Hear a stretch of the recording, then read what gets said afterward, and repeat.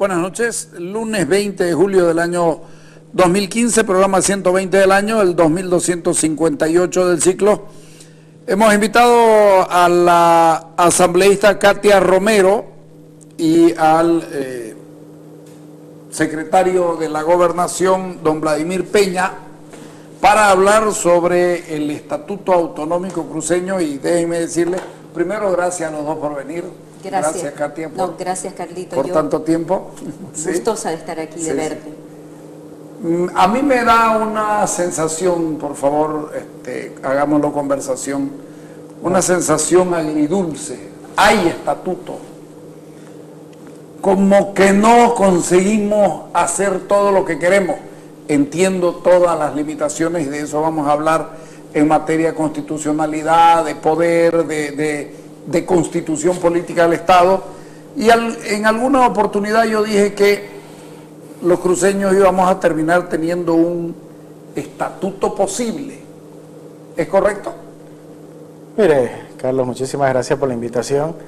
Yo creo que es una afirmación muy valedera, pero yo miraría este proceso desde dos puntos de vista, ¿no? Si nos remitimos al año 2008, muchos dudaban que tengamos estatuto. Ustedes recuerdan cómo salió la gente a votar con todas aquellas dificultades. Creo que fue un enorme ejemplo de democracia lo que hizo el pueblo cruceño en el referéndum del año 2008. Y ahí se votaba más por el contenido de la norma en sí mismo, por el contenido político, por lo que significaba la reivindicación y la consolidación de un proceso de firmas, de cabildos y de todo ese proceso democrático que se vivió. Entonces, en la forma de ahí, el gobierno nacional puso todos los impedimentos, dijo que era ilegal, inconstitucional, que no lo iban a reconocer. Creo que el primer hecho político es que sí se reconoce el estatuto como tal del 2008, ese que se rasgaban las vestiduras y que no iban a reconocer hoy como una norma. Y solo dicen adecúen a la Constitución.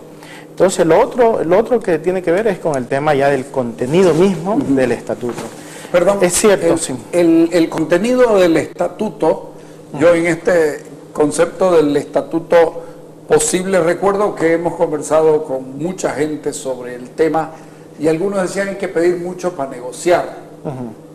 Esto es lo que se logró en la negociación. Es decir, hay este estatuto posible, hay estatuto, eso es lo bueno. Mira, Carlos, en esa época, el 2008, había mucha gente que decía, y por ahí lo racional era que hubiera llegado un momento político en el que se sienten y haya un acuerdo sobre la Constitución, los estatutos, el proceso autonómico. Todos vivimos aquellos hechos lamentables del 2008, agosto, septiembre, y al final no hubo negociación o no hubo acuerdo político en el país. Faltaron muchas cosas, no se dieron las condiciones. El gobierno siguió con la Constitución, reconoció los estatutos, puso la autonomía, como dijimos en ese momento, por eso rechazamos la Constitución, no la autonomía que queríamos, pero puso la autonomía como tal dentro del texto de la Constitución. Entonces ahí habían algunos, que recuerdo yo muy bien, dentro de ese proceso de construcción que decían, este estatuto, había un abogado que decía, es para que Evo Morales llegue con su Constitución bajo el brazo y Rubén Costa con su estatuto, un día pacto. Por eso hay que hacerlo muy grande para llegar a negociar. Yo creo algo de cierto había, digamos, ¿no? en aquella frase, pero yo creo que se van dando los procesos. Fíjese, hoy en España se sigue negociando con diferentes comunidades, igual para nuestro proceso. Hay 5 o 4 comunidades de las cerca de 20 comunidades autónomas en España que aprobaron sus estatutos o que tienen autonomía antes de la Constitución, como el caso de nosotros, Santa Cruz, que es eso lo que nos ha reconocido esta Constitución, y hay departamentos o comunidades autónomas que entran al proceso autonómico después. Y de ahí se van negociando competencias y recursos. De los 5 departamentos que hay en este momento que no querían autonomía y sin embargo entraron a partir de ellos. Mira, Carlitos, yo creo lo siguiente, es evidente que en ese momento había la intención de negociar. Aunque yo fui crítica de esa posición. Me acuerdo. Yo fui crítica a decir, no podemos poner la vara alta para después bajarla. Creo que debimos poner en otro contexto. Parlamentaria. Era parlamentaria, claro. Y parte de ese consejo preautonómico. Entonces, fue muy crítica, pero evidentemente la corriente que había, la coyuntura de ese momento, se entendía que ojalá se sentaran y negociaran. Más allá de quién estuvo a favor o en contra, eso era lo que salió el 2008. Y a partir de ahí ha habido un montón de cambio, entre eso, una nueva constitución. Y esa nueva constitución nos marca ciertas líneas. ¿Qué se pretendía? Se pretende todavía estancarnos con ese estatuto, sabiendo ya ciertas situaciones del Tribunal Constitucional que nos van a rechazar, o queremos avanzar. A lo mejor no avanzamos todo lo que queremos avanzar, Carlito, pero vamos a avanzar. ¿Es una búsqueda, es una construcción? ¿La autonomía es una construcción? Permanente. Sí, yo solamente alimentaría algo ahí, Carlos, que creo que es importante sobre todo este proceso. Y yo creo que hay que entenderlo en las coyunturas. Ni creo que hoy mirándolo eso era malo, ni creo que lo que estamos haciendo hoy sea malo mirándolo desde la perspectiva. Tener un estatuto es bueno. Por supuesto. Desde Entonces, mi punto de vista, tener un estatuto es bueno. mire, yo le doy el ejemplo sobre otra discusión también importante que se hablaba sobre la forma. En el año 2004-2005, con Carlos Mesa, la gran discusión era si se aprobaba la elección de prefectos o no. Unos decían desde un punto de vista, si se aprueba la elección de prefectos ya no va a haber autonomía, decían, porque ya no nos van a reconocer ni gobernadores ni asamblea. Tiene que darse la autonomía y recién elegir por voto popular al gobernador y los asambleístas. Y otros lo veían desde otro punto de vista. Lo que pasa es que si nos sentamos a esperar eso, pueden tardar 20, 30 años hasta que haya lo perfecto. Avancemos.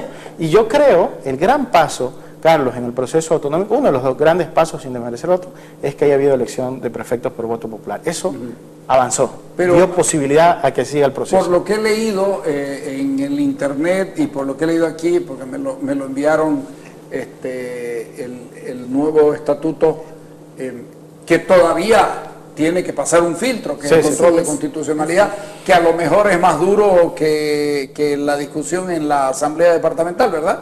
Pero he visto que hay un elemento que a mí me encantó. Vuelve el sistema casi de selección de algunos funcionarios, habida cuenta que no hay elecciones directas. Sí. ¿No es cierto? Sí, sí. Bueno, creo que el caso más específico es el tema de los subgobernadores, digamos. Exactamente. Mire, ¿qué nos ha dado la posibilidad? Por ahí algunos... Eso es una jugada mirando el pasado. Algunos nos criticaban. De lo que nos pasó también, ¿no? Claro. Algunos nos criticaban por qué tardamos tanto en el proceso de adecuación. Y era sencillo, Carlos. No teníamos los 2/3 en la anterior Asamblea Legislativa. Este es el primer estatuto que hace la oposición política en el país. Porque los otros 7 que se han mandado al tribunal y que ya van a ir a referéndum, que se ha aprobado el DEPANO, los ha hecho el masismo. Y el otro que está... Pero los hace además desde el Ministerio. Desde el Ministerio de Autonomía, como lo está haciendo ahora el del BENI, que no responde a esos principios de autonomía. Entonces nosotros dijimos como partido, uno de nuestros puntos esenciales es no renunciar a los principios autonómicos del Cabildo del Millón y del referéndum. Y lo segundo, Carlos, creo que también es importante, es la capacidad política que ha tenido nuestro proyecto de encontrar una concertación y encontrar los 2/3, porque este estatuto se aprueba con 22 de 28 votos. Todos los votos posibles, excepto el Movimiento al Socialismo, que el MAS tampoco se opone dentro de la Asamblea al estatuto, ni presenta una propuesta alternativa, se abstiene de votar, porque hubo la capacidad de tener los votos necesarios. Necesitábamos 19, tuvimos 22 y ahí una gran lección democrática de nuestros compañeros asambleístas. Sobre tu pregunta concreta sobre el tema de los subgobernadores, y te decía, lo importante de este proceso es que ya hemos visto qué ha dicho el Tribunal Constitucional en los otros 6, 7 procesos estatutarios que se han revisado. Y en el caso de los subgobernadores, que fue una reivindicación también de Santa Cruz de elegirlos por voto popular, el estatuto de Tarija establecía lo mismo y el Tribunal Constitucional dijo que es inconstitucional elegir por voto popular subgobernadores y subalcaldes, porque sería reconocer un nuevo nivel de gobierno. Podemos entrar en discusiones, hay una aspiración, y nosotros dijimos, si ponemos lo mismo, nos va a decir como lo de Tarija, y el de estatuto de Tarija ha ido 5 o 6 veces al Tribunal Constitucional hasta que se ha puesto en vigencia. Entonces encontramos una redacción que pueda cumplir con esa jurisprudencia constitucional, porque al final es el que interpreta la Constitución, el Tribunal Constitucional, pero no renuncia a ese proceso de elección. Pero permíteme, Carlito, algo importantísimo que hay que rescatar. ¿Cómo es que logramos nosotros conseguir esos 22 votos? Porque en nuestra campaña nosotros nos ocupamos de expresarle al ciudadano que no habíamos adecuado el estatuto por la falta de los votos, de los 2/3. Y la ciudadanía lo entiende así. Yo comprende que necesita apoyar este proyecto para avanzar en la autonomía. y nos da un espaldarazo con esa votación del 60% y 17 asambleístas demócratas con 5 pueblos indígenas que ven la oportunidad también de enriquecer el estatuto con sus demandas. Entonces hay una expresión popular, hay un apoyo ciudadano en eso. ¿Costó mucho ahí en el debate? Cuento que no costó mucho porque de manera previa se había trabajado con los pueblos indígenas. Ellos establecieron de que sí pretendían apoyar siempre y cuando hagamos algunas modificaciones, que más que modificaciones era adicionar algunos elementos, como por ejemplo, un solo ejemplo. Nosotros tenemos la política departamental más exitosa, que es el 50-40-10, que la distribución de las regalías a parte del 10% de los indígenas. Y ellos dijeron, ok, vamos a apoyar esto, pero siempre y cuando hagamos una conciliación de cuentas para ver de dónde sale el 10% o nuestro monto al final de cada año.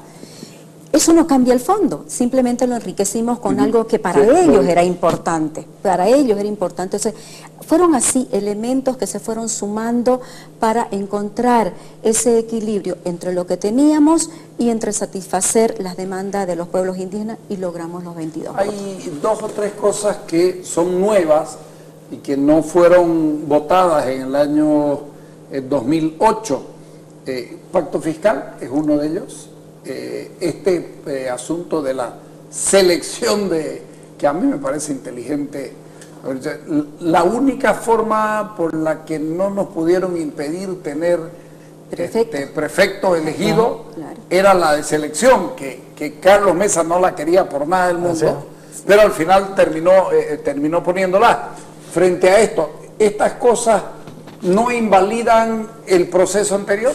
No, pero por ejemplo, pacto fiscal, eso es una realidad que la vamos a tener en los próximos meses. Puede demorarse el movimiento al socialismo porque no quiere hablar mucho de pacto fiscal, un par de meses más, un par de semanas más, pero eso es inevitable. Entonces nos estamos adelantando a establecer de que parte de los recursos nuevos que va a tener este gobierno autónomo es el pacto fiscal. Además está establecido en la ley que tendremos que tener ese acuerdo nacional de redistribución de los recursos. Por lo tanto, creemos que eso no puede invalidar ninguna de nuestras propuestas. Y el otro tema, que es el que vos bien decís, Carlito, y que es importante y lo mencionaba Vladimir, el hecho que avancemos, hoy no podemos nombrar subgobernadores, pero estamos estableciendo y dejando la puerta abierta que así sea en un futuro. Rescatamos esas aspiraciones autonómicas e introducimos de manera real y concreta algo que se nos va a venir. ¿Y qué hacemos con los otros artículos, con las otras aspiraciones de la ciudadanía cruceña en el Estatuto del 2008 y que por Constitución no están válidas, pero que no están en este estatuto? Mire, Carlos, hemos tratado de conservar todo lo que ha sido posible.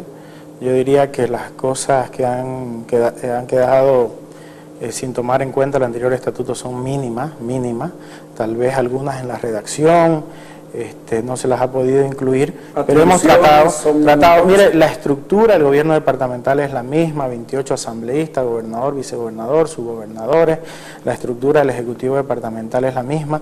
Hemos enriquecido el preámbulo del estatuto, no solamente hemos limitado a los datos históricos de creación de Santa Cruz, hemos introducido 2 elementos importantísimos, por ejemplo, el Cabildo del Millón y el referéndum del 4 de mayo como parte de este proceso que tiene que quedar ahí inscrito en la historia de Santa Cruz, y por lo tanto en el preámbulo del estatuto hemos incorporado algunas cosas importantes de los pueblos indígenas, como lo decía la asambleísta Katia Romero, como el tema de sus símbolos.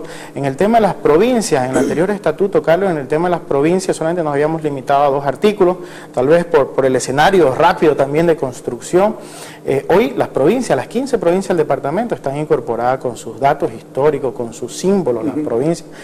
Y en el tema de la redacción tiene algo más de modernidad, Carlos. El anterior estatuto, como era en ese momento, tenía que guardar relación a la Constitución Política del año 67, la que estaba vigente, establecía los regímenes, establecía solamente un catálogo de derechos no desarrollados. En cambio ahora, nosotros en este estatuto, que le hemos dado un poco de modernidad en ese sentido, establece áreas especiales de actuación que le hemos llamado. Sí. ¿Qué significa esto? Que no solamente nos limitamos a enunciar los derechos, porque muchas veces las constituciones y las leyes son enunciativas, pero los ciudadanos dicen, ¿cómo nos los van a hacer? Entonces, nosotros hemos encontrado una redacción más moderna, le decía, y que desarrolle estos derechos. El cómo el Estado, en este caso el Departamento de Santa Cruz, el gobierno departamental, le garantiza la educación, la salud, la vivienda a los ciudadanos. Hay asuntos muy de gobierno nacional también, por lo que he podido ver. Mire, ahí sobre el tema de las competencias, que hay algunas críticas valederas que estamos dispuestos a discutirlas. Dicen, en el anterior estatuto había 43 competencias exclusivas, hoy la gobernación en este estatuto se ha limitado a 36. No es cierto eso, Carlos. Nosotros hemos agarrado las 36, hemos ampliado. El entendimiento es, vamos ampliando. Hemos agarrado las 36 exclusivas, las 17 concurrentes, las 6 o 7 compartidas, y hemos hecho las 58 competencias. Estas son 58 competencias para nosotros. Y en estas competencias, sin decir si es exclusiva, compartida o concurrente, el gobierno departamental va a hacer esto, bla, bla, bla. Entonces, hemos ampliado el entendimiento. ¿Se renuncia a algo? No nos hemos restringido, no. Incluso en los temas más álgidos, como en el tema de la tierra, en el tema de la justicia, hemos dejado ahí nuestras banderas para seguir en un momento oportuno abarcando más atribuciones en esos campos, pero no hemos renunciado a ninguna competencia, Carlos. Eso es importante que la gente lo sepa. Y dos cosas que es bueno que la gente lo conozca, Carlitos. Primero, el hecho de que todo esto que se ha armado para esa fuerza productora del departamento esté volcado a el beneficio de los ciudadanos, en lo que decía justamente el doctor Peña, Vladimir, con respecto a educación, salud. Todo eso se ve volcado al beneficio de la gente. Eso es un elemento. Y el otro elemento importantísimo que tiene que ver con la construcción de la democracia, con el fortalecimiento de la democracia, es que hemos establecido absolutamente claro cuáles son los periodos de vigencia de los asambleístas y de las autoridades electas, y sobre todo los periodos de gestión del gobernador Rubén Costa. Eso, pase lo que pase con la Constitución en los próximos meses, si se abre y se permite la reelección del presidente, nosotros tenemos absolutamente claro que Rubén Costa no va a una reelección más. Y está establecido ahí, y a solicitud de él lo dejamos claro en la disposición eso está final. claro, pero yo digo, hay la pregunta que nos hacíamos muchos en el sentido de ¿qué va a pasar con lo que estaba escrito y que no se hizo efectivo? Evidentemente hay como que se tocan algunas cosas y como que hay otras que yo las hallo enunciativas, como la liberación de algunos impuestos para algunos sectores que desarrollen más. ¿Impuestos de dónde? ¿Cómo se van a generar? ¿Cómo se van a crear? No está muy claro, esa parte no está muy clara. No. Ya, mire, Carlos, en la parte económica del estatuto, antes era un régimen especial, hoy está más fortalecida la parte económica, uno por el tema del pacto fiscal, pero también por las atribuciones que tiene la gobernación. Pero no nos olvidemos que solamente es esta una constitución departamental y después se van a desarrollar leyes. Y el tema de los tributos, Carlos, el tema de los impuestos, el tema específico, es una competencia exclusiva. Entonces, esa competencia exclusiva tiene que tener una legislación de desarrollo. Nosotros hoy, uno de los grandes temas que Rubén ha planteado al gabinete y a nuestros compañeros asambleístas hoy, es el tema de la sostenibilidad.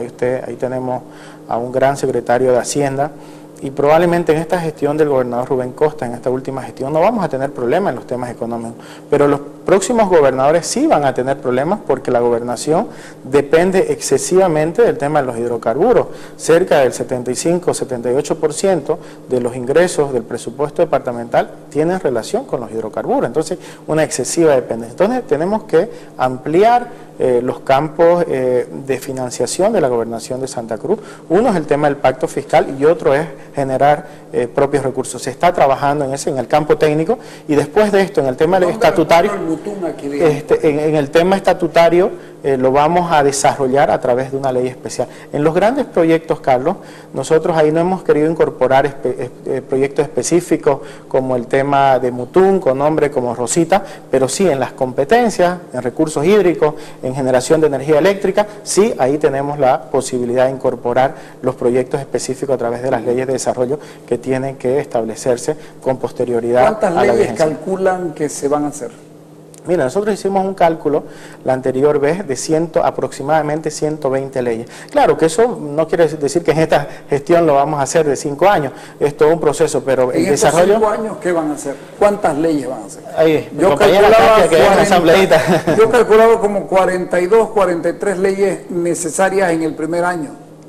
Tienen que haber ¿Sí? paulatinamente, Carlitos, claro. Y es aproximado más o menos el número que establece. Sin embargo, necesariamente va a pasar por, una vez retorne esto, comenzar a ejercer esas competencias. Algunas han ejercido sin necesidad del estatuto, pero sí tenemos, lo que decía Vladimir, 140 y tantas leyes programadas, sí. Pero será de manera paulatina que lo vamos a hacer. Yo creo que en los próximos meses van a salir por lo menos en esta gestión unas 15 leyes y a partir de los otros años vamos a ir incrementando. Pero más que cuestión de números de leyes, Carlos, creo yo que es fundamental establecer, y para la gente que no come, que no vive de esto, que es parte política, es importante que lo que hemos establecido, y bien lo decías al inicio, es lo posible cuidando de que ningún artículo nos vulnere la Constitución para poder avanzar. ¿Cuántos creen que van a aceptar de esto? ¿O qué parte consideran ustedes que van a ser observadas por lo menos y devueltas para que las cambien o las... Mire, Carlos, el trabajo que se ha hecho, un trabajo, como bien lo decía nuestra compañera asambleísta, no es un trabajo de 2 noches, no es un trabajo solamente de negociación política, sino un trabajo sistemático de cerca de 2 años de la anterior gestión. También ha venido gente experta a colaborarnos. La anterior asamblea también hizo una comisión especial estatutaria, se recogió también las propuestas de la ciudadanía, entonces, y también se verificó lo que ha dicho el Tribunal Constitucional. Hemos puesto una lupa ahí a lo que iba diciendo el Tribunal Constitucional para que de manera que nuestro estatuto ya no sea devuelto por el Tribunal Constitucional. Y por eso, algunas veces si uno puede encontrar algún resquicio, dice sí, pero aquí se entiende que estamos renunciando, que no lo habíamos planteado así, es probable que esos ya artículos... sobre eso exactamente, y nosotros hemos cuidado esos detalles para que pueda darse la viabilidad y seguir adelante. Yo creo que tiene que estar arriba el 95% dentro de la aceptación de constitucionalidad. Y el 5% lo pueden argumentar como para que se quede. Por supuesto, ese es otro trabajo que también han hecho nuestros compañeros asambleístas, de que este estatuto no solamente va a ir al texto, el próximo miércoles, cuando sea presentado oficialmente al Tribunal Constitucional, va a ir con un texto de fundamentación.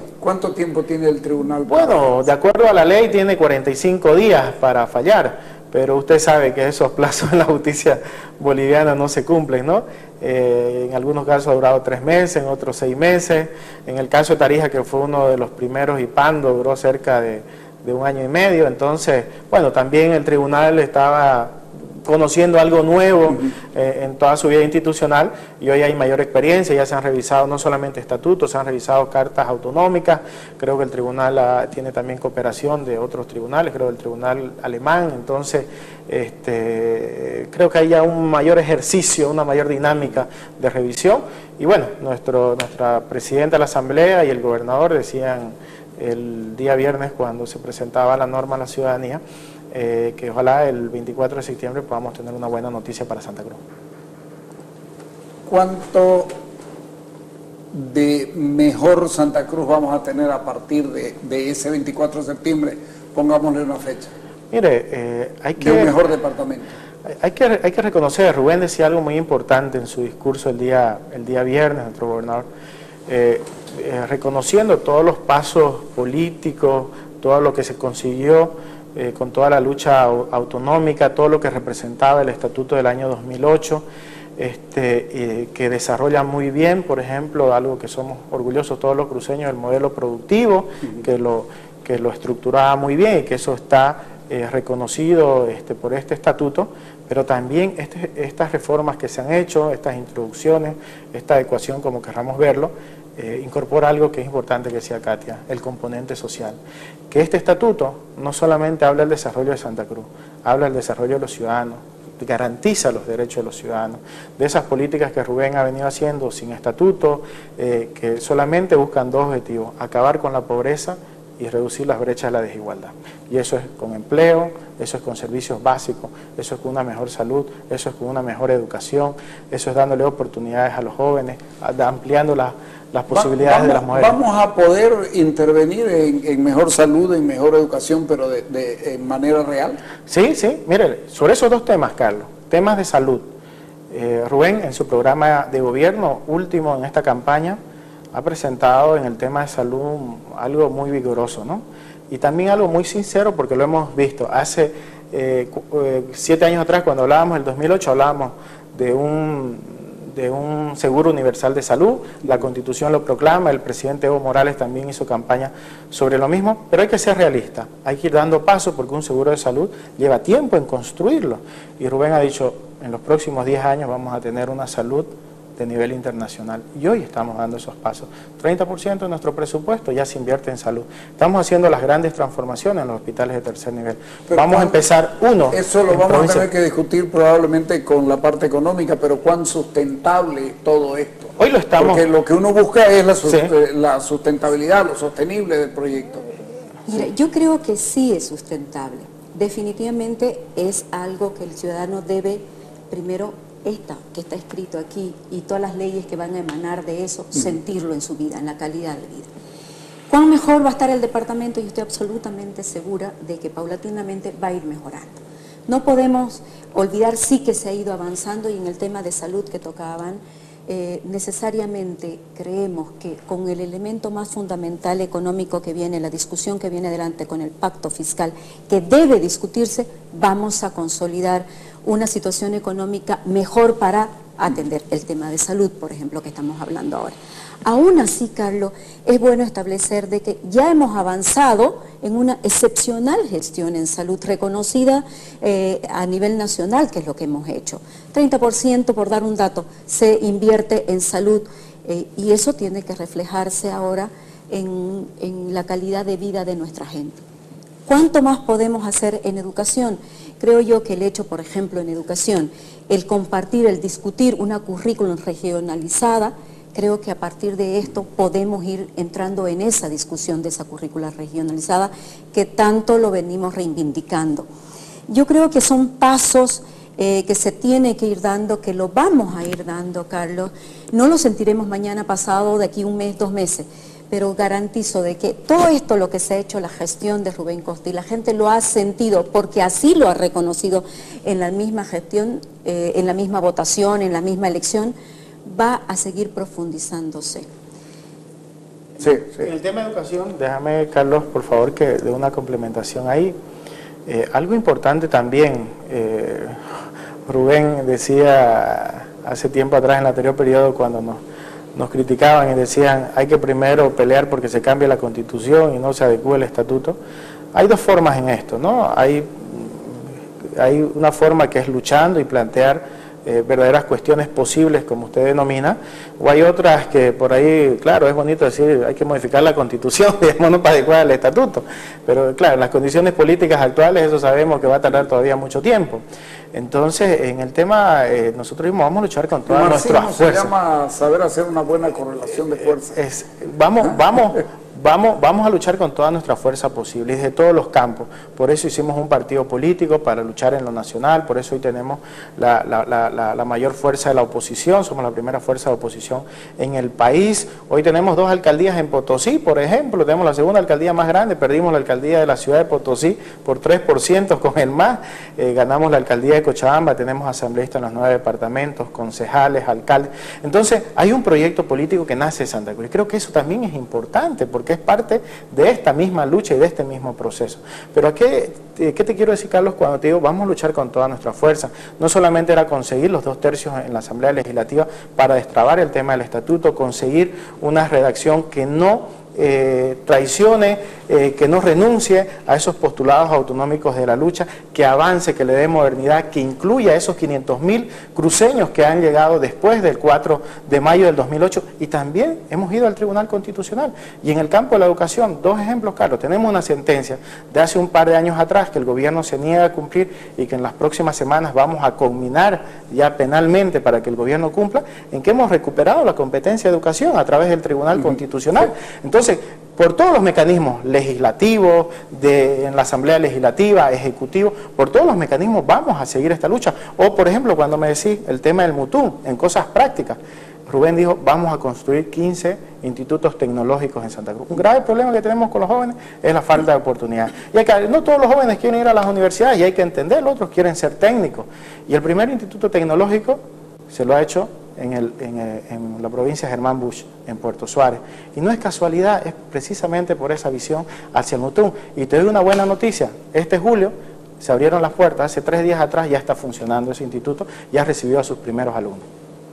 Hablando del estatuto posible, a mí me gustó mucho, me pareció muy creativa de mi parte la idea del estatuto posible. Voy a hablar de otra que para mí es una avivada interesante, que si resulta puede dar un buen resultado, valga la redundancia. La guardia de seguridad frente a la policía que algunos sostenían y con la cual yo decía que no era posible hacer. Pero esta guardia de seguridad es casi lo mismo, pero no es igual. Sí, ahí Rubén es un político que lleva muchos años, decía hay que ponerle sensatez a las cosas. Y ahí creo que hay dos elementos fundamentales. En algún momento también se tergiversó, yo debo ser honesto con el tema de la guardia del estatuto, nunca estuvo configurado para una policía propia, hay una tergiversación tendenciosa del gobierno nacional con ese tema en el estatuto. Pero se entusiasmaron mucho. Sí, eso es cierto, eso es cierto también, hay que reconocer, Carlos, eso es cierto. Pasa, hay radicales en todos los lados, pero nosotros estamos planteando el tema de la descentralización de la policía, y ahí usted tiene mucha experiencia en ese campo. El gobierno del presidente Morales lleva 10 años, probablemente uno de los gobiernos que más fuerza popular, política ha tenido para hacer cambios, y no ha hecho los cambios estructurales la policía, todavía siguen postergados. Y uno de los cambios centrales que nosotros hemos planteado a la policía, está bien, tiene que haber una policía que se encargue de portar armas, de luchar contra los criminales y todas las competencias que tiene privativa, pero tiene que ser descentralizada, tiene que responder a la sociedad. Pero en el campo preventivo, no excluye. Ahí el campo es infinito. Así es, no excluye que haya guardia. Yo veía el otro día, estaba con el alcalde de La Paz, con don Lucho Revilla, y me conversaba sobre un ejercicio que habían hecho en el Alto sobre vigilancia vecinal, algo así que le llamaban serenazgo. Entonces, ¿y por qué Santa Cruz? Y cuando uno le dice al ministro de Gobierno, hemos tenido muchas veces con diferentes ministros de Gobierno, a ver, volvamos a la sensatez. Las personas que tienen recursos pueden contratarse guardias privadas. La ley reconoce las guardias privadas. Está bien, y no nos oponemos, está bien. Y ahora, los que no tienen posibilidades de contratarse guardias privadas, ¿por qué ustedes impiden que el Estado, porque la gobernación es parte del Estado, les ponga a esos ciudadanos vigilancia? Entonces lo que hemos hecho, hemos ido a ese principio, reconocemos la policía, hay que descentralizarla, tiene que tener vocación de cada uno de los departamentos de la policía. Es más, el gobernador ha ofrecido aquí hacer una escuela básica policial moderna para que haya policía de la región y se transforme la policía, y también lo que Rubén llama vigilancia departamental, con un proyecto Vive, que es el vigilante, el custodio, el amigo, el que está ahí para cuidar, digamos, ¿no? Entonces, el vecino. Entonces, vamos a tener esos proyectos en la gobernación, y con este estatuto es de esa redacción que usted muy bien la identifica. ¿Han hecho un cálculo de cuánto va a costar ya la implementación de esto en plata? Vladimir, ¿usted tiene el dato? 500 mil millones, ¿cuánto? Sí, mire, solamente... Porque resulta que pareciera de que estoy preguntando hay que una pregunta por molestar, pero no es así. Sí. Uno tiene que saber que los proyectos cuestan plata, ¿no es cierto? ¿Y cuánto cuesta la autonomía, por ejemplo? Mire, le voy a dar unos ¿cuánto datos. nos va costando este Estado? Claro. No tenemos idea, pero es carísimo. Así es, mire, el gobierno del presidente Morales en estos 9 años ha administrado 40.000 millones de dólares. Rubén Costas, como gobernador de Santa Cruz, en el mismo periodo ha administrado 1.000 millones de dólares. Entonces, claro, por eso que más o menos. ¿Cuál es el costo? Entonces, mire, yo le puedo decir, no tengo. Esto es una ingeniería administrativa, sí, que va a mover un montón de cosas. No tengo el dato preciso, pero sí tengo algunos parámetros, Carlos, para poder transmitirle a la gente. Nuestra reforma de salud en los próximos 10 años va a costar más de 1.000 millones de dólares, solo nuestra reforma de salud. Por eso cuando le hablaba... Eso es autonomía, por ejemplo. Exactamente, cuando uno de los temas centrales de esta gestión de Rubén es el tema de la sostenibilidad financiera de la gobernación. No está mirando solo su gestión, sino que está preveyendo para el futuro, para los que vengan. Entonces, solo en salud, que es una de las reformas más caras, por si acaso, va a costar más de 1.000 millones de dólares. Entonces, usted vea, en todas las competencias estamos hablando de muchos recursos, pero claro, hay que tener imaginación, hay que tener creatividad también para poder tener los recursos necesarios. El tema del pacto fiscal, que ya el gobierno por lo menos ha admitido su discusión, sí, que va a llegar un tiempo, va a dar mayores recursos. También estamos peleando por los gobiernos municipales, y así hay que ser, hay que unir esfuerzos. En el tema de las carreteras, por ejemplo, Carlos, estamos uniendo esfuerzos con el gobierno nacional. Toda la Chiquitanía hoy va a tener carreteras, Concepción, San Ignacio, San José. Tenemos una reunión esta semana con la gente del gobierno nacional, fruto de la reunión del presidente con el gobernador, por un ambicioso plan de carreteras, pero también ahí tenemos que ver la sostenibilidad. Por suerte, la gobernación de Santa Cruz, por un buen manejo en estos años, tiene una buena espalda todavía para el crédito público. Pero harto trabajo, ¿no? Pero es harto trabajo, pero eso, ¿sabéis qué, Carlos? Hay que priorizar. Necesariamente pasa por el tema económico. Priorizar, primera cosa, qué es lo que la gente necesita. Y ya hubo una decisión política, pensando en el ciudadano, el tema de salud, que ahora lo estamos discutiendo, ¿verdad? Y de ahí seguramente vamos a tener que ir priorizando dónde se va a invertir. No hay toda la plata junta, ni la habrá, ni hoy ni mañana. Entonces ahí hay que priorizar según las necesidades de nuestra gente. Ese es un elemento. Y el otro elemento que decías, harto trabajo, pero no nos corre. Bajo el principio de que lo más importante es el desarrollo de nuestros ciudadanos en este departamento, tendremos que ir trabajando y avanzando sobre eso. Ya el censo último nos muestra que hemos bajado, hemos reducido el tema de la pobreza en Santa Cruz, hemos mejorado en varios índices. Eso es positivo. Sin embargo, creo que lo que nos resta de camino en estos 4 o 5 años va a ir puntualizado al desarrollo individual del ser humano. Sí o sí vamos a volcar en eso. Y, por un lado, la discusión del desarrollo, del pacto fiscal, eso es fundamental para los próximos meses. Y va a pasar para Santa Cruz, que es fundamental, y pasa por los otros departamentos, porque en realidad lo que necesitamos es una mejor distribución de esos recursos para que nuestra gente viva mejor, para que nuestra gente sienta que este estatuto le está sirviendo para algo y que sus leyes le llegan para algo. Eso, y por supuesto la participación directa en temas en que de una u otra manera tenemos que entrar a discutir lo que habla Mutum, Rosita, hay que entrar a una seria discusión. Así es, con la participación del gobierno central, por supuesto, tenemos que ser socios en esto, apuntando a que nos genere los recursos necesarios para sustentar todo lo que estamos estableciendo. Pero creo que hemos avanzado, Carlos, con el estatuto. Estamos contentos de lo que hemos hecho. Primero, de que necesariamente pasaba para adecuar a la Constitución. La Constitución puede no gustarnos, pudimos haber votado en contra de la Constitución, pero así lo establecía, teníamos que hacerlo. El otro principio, el de garantizar las aspiraciones nuestras autonómicas, están ahí, están plasmadas. Pero además, establecer que nada nos regaló el centralismo, ¿no es cierto? Sí. Así se lo hemos ido arrancando y eso es parte del avance en autonomía. Supongo que iremos a conversar sobre temas mucho más puntuales del estatuto mismo. Yo les agradezco a los dos por su tiempo. La verdad que yo, claro, no estoy feliz, pero estoy contento, digamos, ¿no? Porque este es un estatuto posible y... Sí. Y había que hacerlo, no hay que perder las oportunidades que uno tiene de ir haciendo concreto algo. De verdad, les agradezco por venir. Muchísimas gracias, Carlos. Nosotros somos los agradecidos, particularmente en mi caso, un gusto nuevamente cuando usted nos requiera de estar aquí, de poder discutir los temas, y creo que eso enriquece más todo este proceso, la democracia, la participación, el escuchar otras voces también, para que podamos seguir avanzando. De eso se trata. Gracias, Carlos. Yo contenta de estar aquí y de asegurarle a nuestra gente, Carlos, a ustedes que opinan sobre este tema que hace la vida fundamental de Santa Cruz. No podíamos seguir estancados. Sí. Teníamos que seguir avanzando, y eso es lo que ha salido de todo este proceso, y seguro que mucha gente está contenta. Ok. Gracias. Vamos, Toño, al corte.